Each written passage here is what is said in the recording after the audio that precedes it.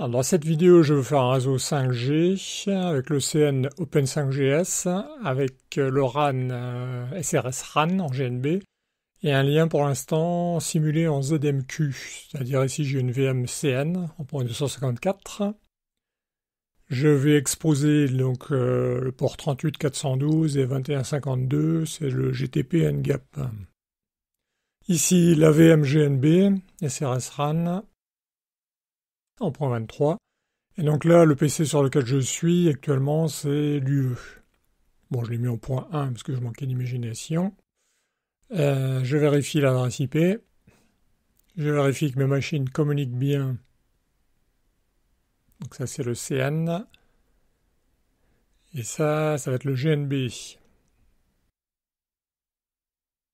Alors là, il y a un PC réel où j'ai mis un serveur hyperf pour voir que si je suis capable de sortir de mon réseau 5G.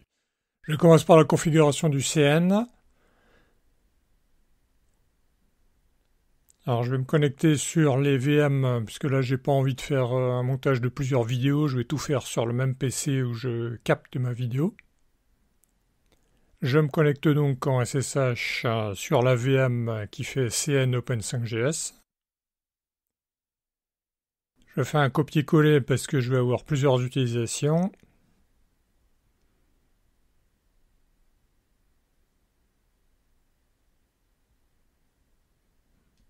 Et à ce moment-là, donc, je vais pouvoir configurer, je vérifie que je suis bien sur le CN Open5GS.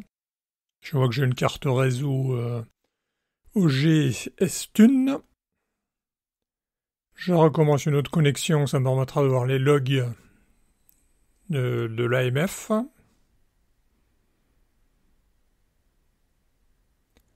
Et je peux commencer ma configuration, donc je commence par l'AMF.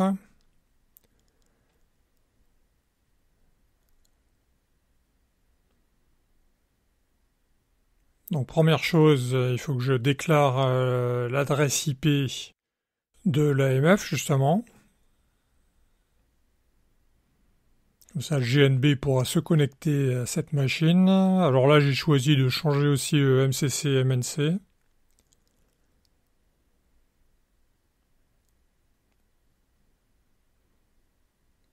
Je vérifie au passage que j'ai TAC qui est à 1. Il faudra que je mette le GNB en cohérence avec la tracking area code. Et puis là, c'est fini pour les modifications. Je vois qu'au niveau slice, on est par défaut sur 1. J'active les logs de l'AMF, ça me sera utile pour voir ce qui se passe plus tard.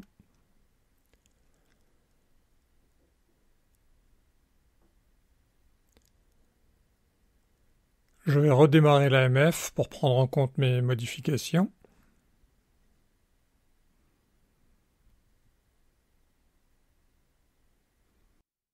Alors, je peux voir que ça a déclenché certains logs.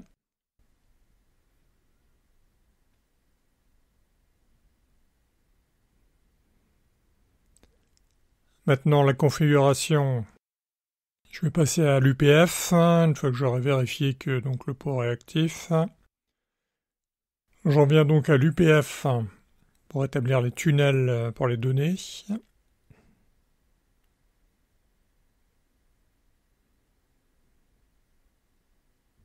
Donc là, il faut mettre une adresse IP visible, justement pour établir les tunnels depuis l'extérieur. Là, je peux voir au passage que les adresses IP de tunnel seront 10.45.0 quelque chose. Je redémarre pour prendre en compte les modifications.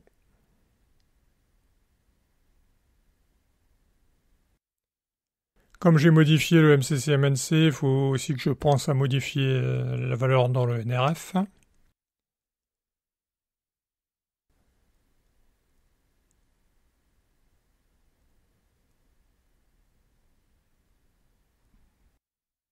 Je vais redémarrer donc le NRF, regarder les logs au niveau de l'AMF.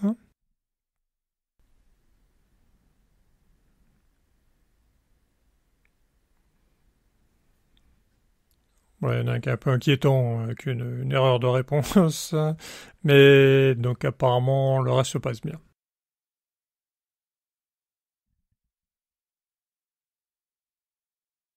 Maintenant, je vais passer à la configuration de la partie radio, donc le GNB SRS RAN.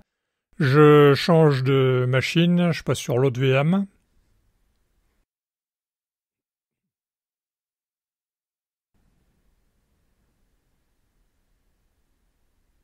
Donc je me connecte en SSH, cette fois-ci sur la machine en .23, qui héberge SRS RAN.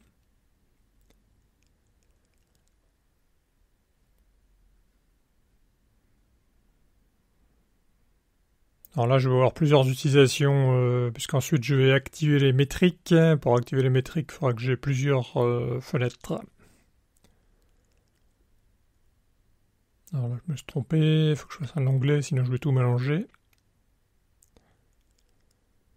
Je me reconnecte sur la machine du RAN.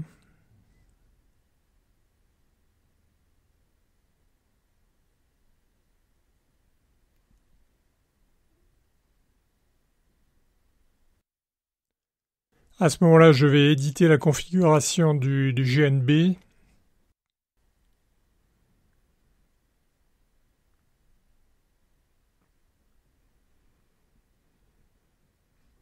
Donc la configuration, dans le sujet de TP, j'ai laissé l'exemple. Je dois modifier ces éléments-là, ce que j'ai mis en rouge dans mon sujet. Donc la première chose, c'est d'indiquer la valeur de l'adresse IP de l'AMF, ensuite l'adresse IP du GNB. Donc pour moi, actuellement, j'ai mis .254 pour l'AMF, c'est ma VM2, le CN. Et puis j'ai mis .23 pour ma VM1, le GNB.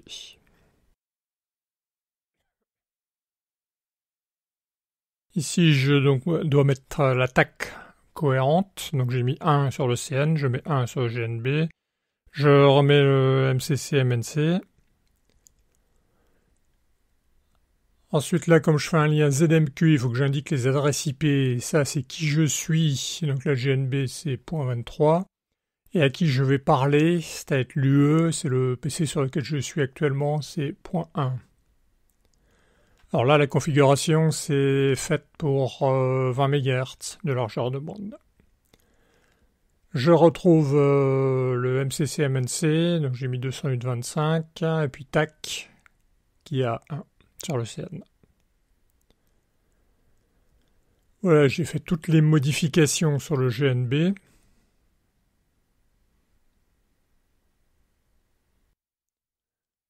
Résultat, maintenant, je peux le démarrer. Je vais regarder les logs que ça va produire au niveau de l'AMF.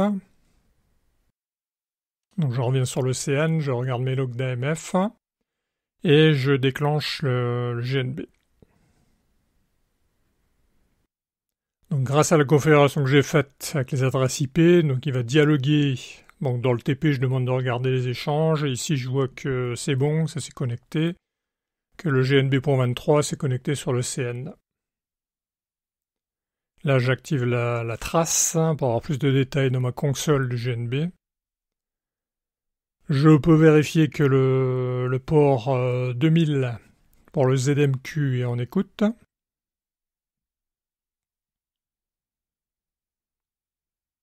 Alors là, quand il n'y a pas de réponse, c'est le tiret du copier-coller qui n'est pas bon. Voilà, je retape mon tiret. Ah, c'est bon.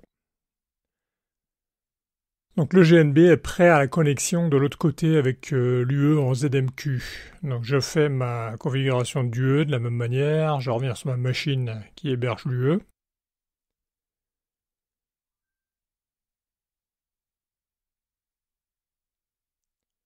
J'édite le fichier de configuration en ZMQ. Là aussi, je dois vérifier certains éléments, en particulier les adresses IP pour la connexion et ici la carte SIM virtuelle.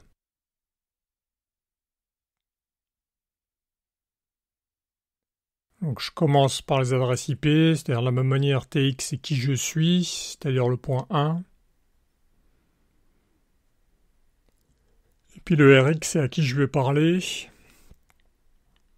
c'est-à-dire point 23, le GNB. Là aussi, je suis en largeur de bande 20 MHz, il faut que ce soit cohérent aussi. La carte SIM, donc carte SIM virtuelle, on a les informations que c'est ici. Comme j'ai mis le réseau 208.25 au niveau MCC-MNC, il faut que je change le début de l'IMSI. Là, je vais changer Internet pour l'APN, pour garder celui d'Open5GS.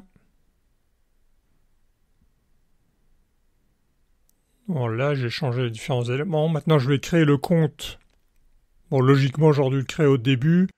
Mais c'était plus simple de prendre les valeurs qu'il y avait dans la config prédéfinie de la carte SIM et puis de créer un compte en cohérence. Bon là je crée des profils parce qu'en fait j'ai la possibilité de rajouter plusieurs UE. Donc je vais faire un profil multi-UE. Ça me permet de définir une clé et un OPC, le code opérateur, qui sera le même. Ça, c'est pour mon TP, on fera quelque chose de plus simple. Donc l'OPC, je fais un copier-coller. Pareil pour la clé de l'abonné. Alors là aussi, je fais un copier-coller direct, ça marche bizarrement, ça marche mal, donc il faut que je passe par les menus d'édition. Je mets l'IPv4 et je laisse donc l'APN Internet. Résultat, j'ai fait mon profil que je peux réutiliser pour différents comptes. Alors là, je fais un copier-coller de l'IMSI de mon abonné.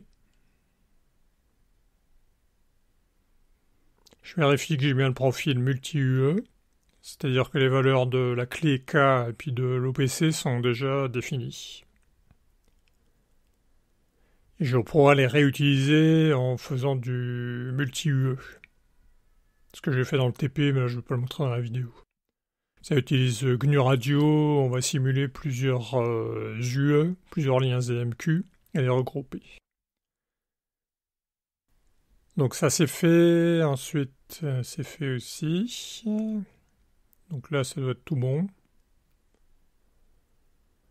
Je vérifie, donc on va utiliser les NetNS, c'est-à-dire qu'il y a une carte réseau qui va être créée, mais à l'intérieur d'un NetNS, un namespace, espace de nom. Donc résultat, j'ajoute le NS, et à ce moment-là, je suis capable de démarrer mon UE. Je vais regarder ce qui se passe sur le GNB, sur la console, et puis ce qui se passe au niveau des logs de l'AMF. Là, il y a la connexion, et c'est bon, ça marche. RRC connected. J'ai une adresse IP de tunnel.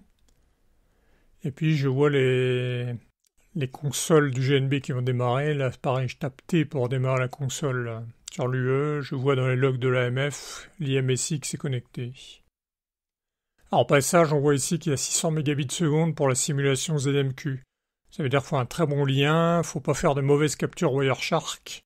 Sinon, le fichier tampon de Wireshark va exploser la VM.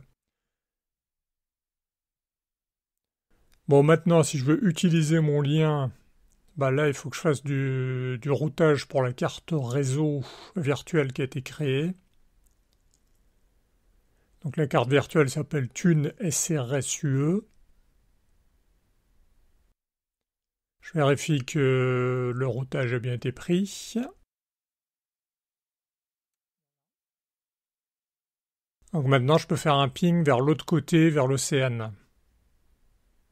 Ça va sortir de l'UE pour aller via le tunnel vers l'océan. Donc l'autre côté, il est en point 1, ça marche. Résultat, ici, j'arrive à communiquer de l'UE jusqu'à l'UPF. En point 1. Océan Open5GS. Maintenant, ce qui m'intéresse, c'est d'aller plus loin. Je vais forwarder le trafic du CN vers l'extérieur. Donc je reviens sur l'océan, je tape les commandes suivantes. Alors là, j'ai choisi de les faire de manière non persistante. Résultat, cette fois, je peux aller plus loin que l'océan. Ici, en 1045, je peux aller en 192.168 sur ma maquette, qui est à l'extérieur de mon océan Open5GS. Point 3, c'est le PC réel qui héberge les VM. Et là, je vois que cette fois-ci, ça passe. Bon, résultat, je peux me connecter à un serveur hyperf que j'ai hébergé sur cette machine.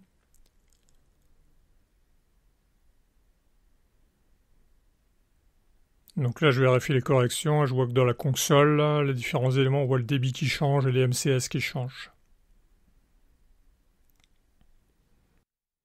Dans le hyperf, on voit justement que ça passe bien. Cette fois-ci, donc, je suis allé de l'UE jusqu'à un élément externe. Le point 3 où il y avait le serveur hyperf.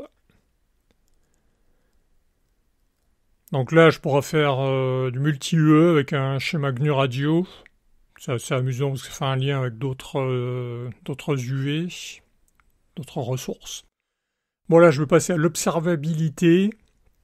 L'idée, c'est que j'ai le GNB qui envoie des métriques. Ces métriques, on va les récupérer dans un petit logiciel Python qui fait serveur, qui va envoyer les données à InfluDB, une base de données au niveau de données en série. Et donc, je vais activer InfluDB pour les envoyer vers Grafana. Alors, faut pas que je me trompe de machine, c'était sur le GNB. Donc là, je vais arrêter mon GNB pour modifier sa config. Je démarre InfluDB. Comme c'est des VM qui bootent sur ISO, en fait, je limite le fonctionnement et je désactive beaucoup de services. Les étudiants doivent la réactiver pendant le TP. Donc là, il faut que je remette ma commande. Le copier-coller, c'est mal passé. Les moins, a priori, sont bons. Ça va être la bonne taille. Donc je vais créer ici une base de données avec un bucket SRS-RAN. Je vais chercher le token pour pouvoir écrire dans cette base de données. Donc je me connecte à InfluDB.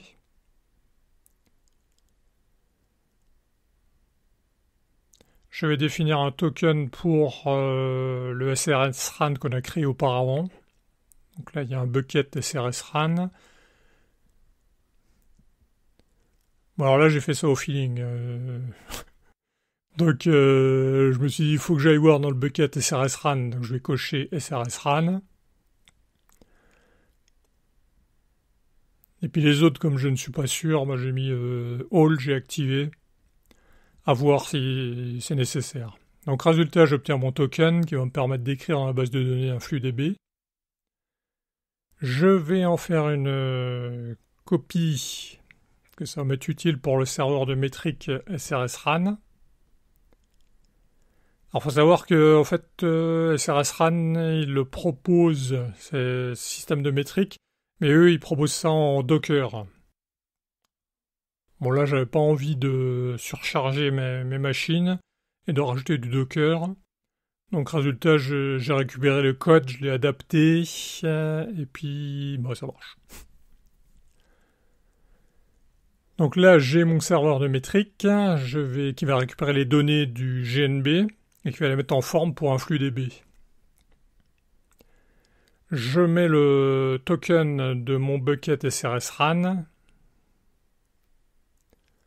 Résultat, les valeurs du GNB qui vont être récupérées par ce logiciel pourront être écrites à l'intérieur de la base InfluDB.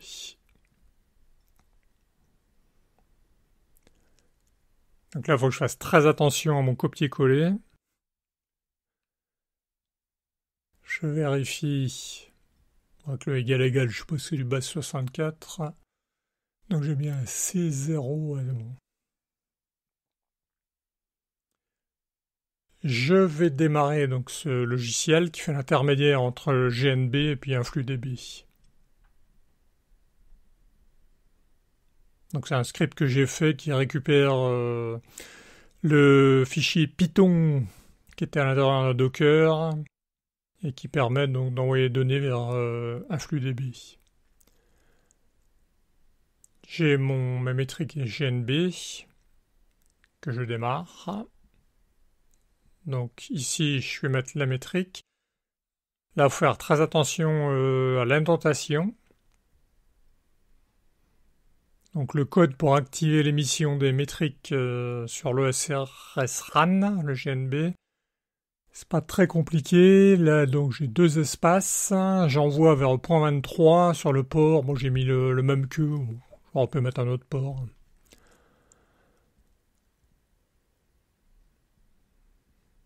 Donc je l'envoie vers ce logiciel-là qui l'enverra vers un flux DB. Résultat, je suis capable de redémarrer le GNB qui va cette fois émettre aussi les métriques.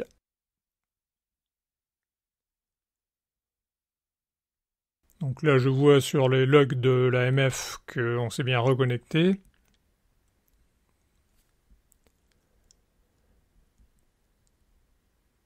Je repasse en mode console.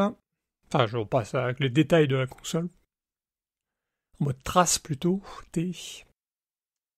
Sur la machine qui héberge GNB où j'ai mis un flux DB Grafana, je vais démarrer Grafana. Je me connecte à l'interface Grafana.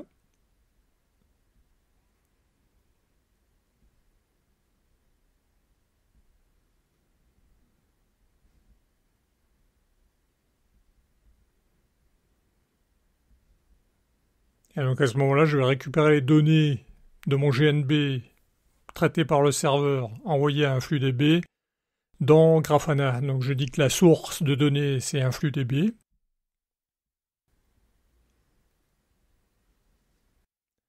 Bon là, il se trouve que tout est hébergé dans la VM1, donc je vais mettre localhost.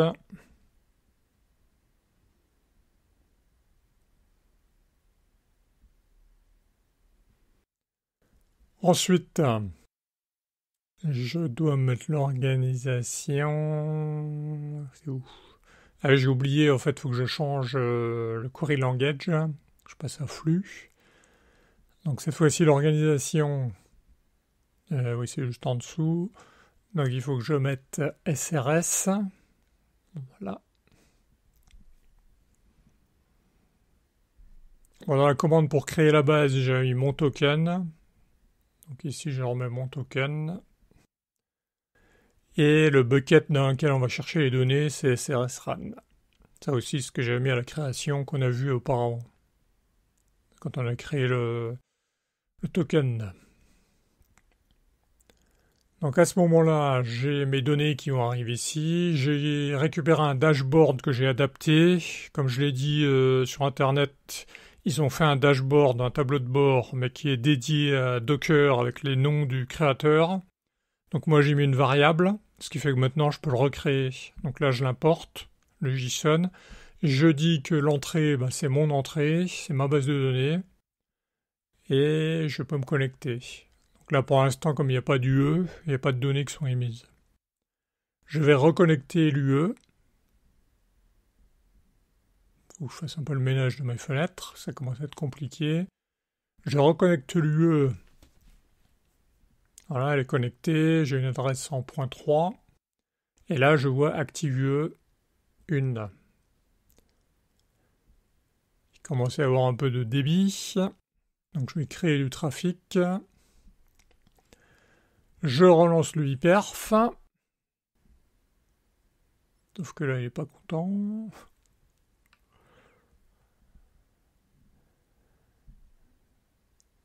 Enfin, ouais, c'est parce que comme j'ai arrêté l'UE, ça a recréé une autre config.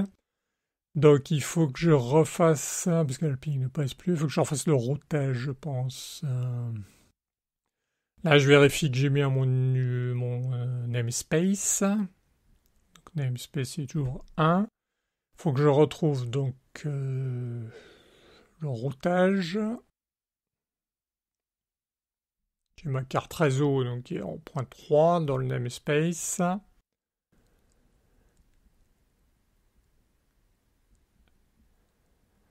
Là, je vérifie que j'arrive bien à me connecter de l'autre côté. Donc, je retrouve la commande pour le routage.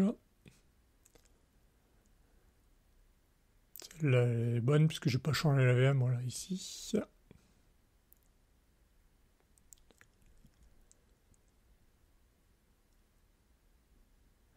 Je vérifie que c'est bien ça. Donc, effectivement, là, il n'y a plus qu'une ligne. Donc, il faut que je retape la commande. Là, j'ai bien mes deux lignes. Je vais refaire mon test hyperf, et là ça va être bon. Alors le ping et l'hyperf pour cette machine.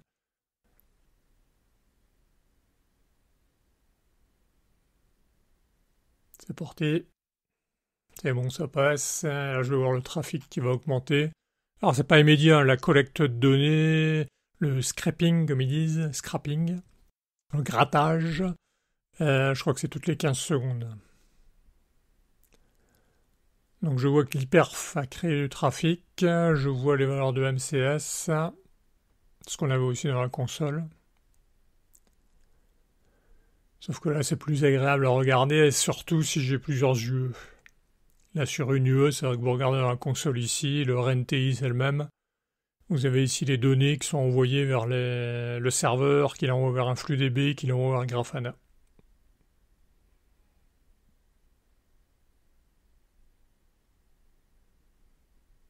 Là, j'attends un peu pour justement arrêter le débit. Je recommence et à nouveau, il y a un pic de trafic.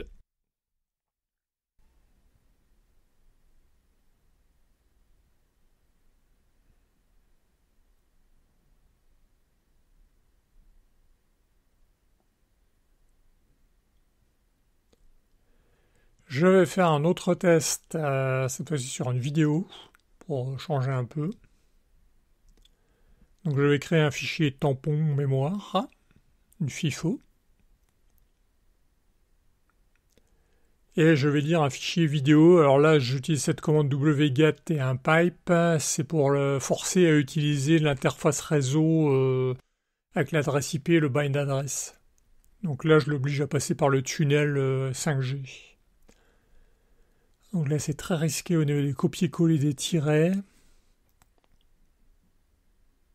Donc effectivement, il n'est pas très content. Je n'ai rien du tout. Il y a un peu de débit. Donc en fait, ouais, c'est ma commande qui n'est pas bonne. Parce que si vous voulez que le pipe fonctionne, pour la lecture de la vidéo, il faut un certain format de MP4.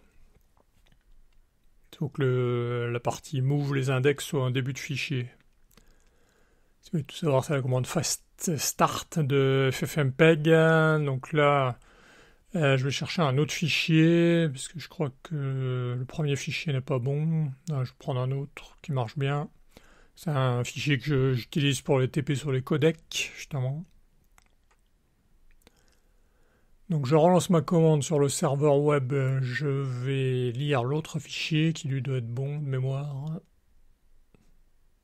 C'est-à-dire avec le bon encodage pour faire un pipe. Je retape les tirets pour être sûr que mon copier-coller ne pose pas de problème. Là, oui, comme je me suis reconnecté, ça a changé l'adresse IP de mon UE, de mémoire ça doit être .3. Et puis ça doit être tout. C'est bon, ça marche. Donc là, le PC sur lequel je suis, qui simule l'UE, il arrive à lire sur un serveur web externe au Océane une vidéo, et donc là on voit le débit.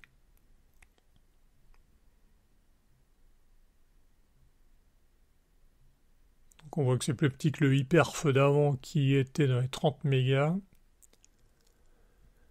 Bon, je vais pas regarder toute la vue. Là, c'est la première partie de la vidéo où c'est relativement simple parce qu'il y a beaucoup de pixels noirs. Et après, dans cet extrait-là, on passe sur de l'eau. Et l'eau, il se trouve qu'il y a beaucoup de détails, ce qui fait que la compression est moins efficace et des variations de débit. Mais bon, je vais arrêter là pour cette vidéo. Là, je vois que ça marche sur mon observabilité. J'attends un peu pour voir justement que le trafic diminue beaucoup. Et puis pour terminer, je vais refaire un test hyperf. Là, je vois que ça s'est arrêté.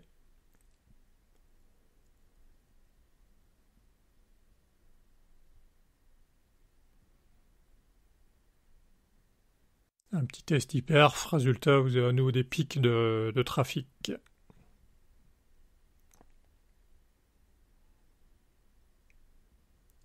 Donc résultat, on a bien un système qui nous permet d'observer ce qui se passe au niveau des transferts de l'UE 5G. Reste maintenant à passer sur un système réel c'est-à-dire sortir de ZMQ